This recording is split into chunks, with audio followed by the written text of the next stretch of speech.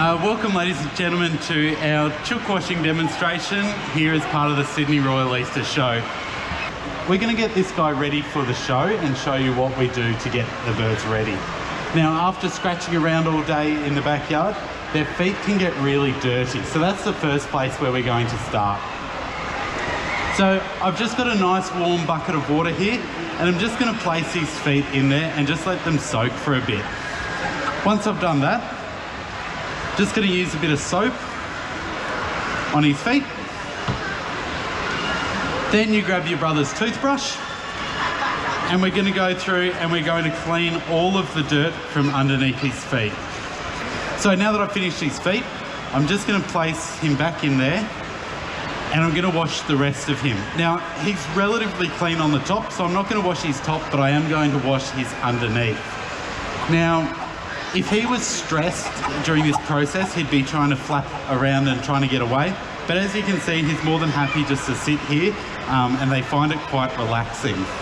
My next step is I'm going to use just some regular people shampoo, and we're just going to go through and we're going to clean off all of the dirt from underneath his feathering. So once I'm happy that we've got rid of all of the dirt, I'm then going to put him back in the water and trying to get rid of all of that shampoo. Now, I'm also making sure that I keep his head up out of the water, because I don't want any of that water to go down his throat, because it'll end up getting into his lungs, and that's not something we need. So just going to squeeze out all of that excess soapy water. And now I'm going to prepare my rinse water. So in my rinse water, I have a product called Bluo.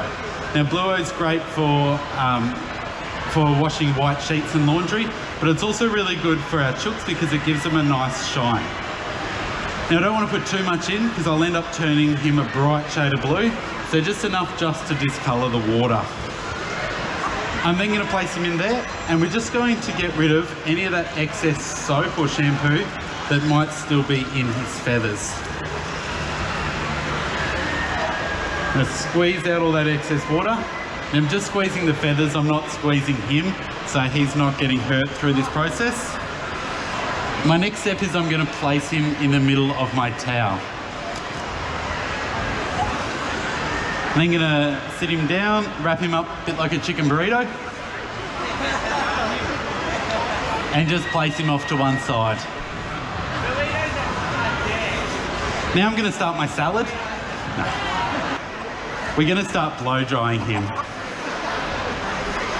So when we blow dry our birds, we want to start at the back and work our way forward.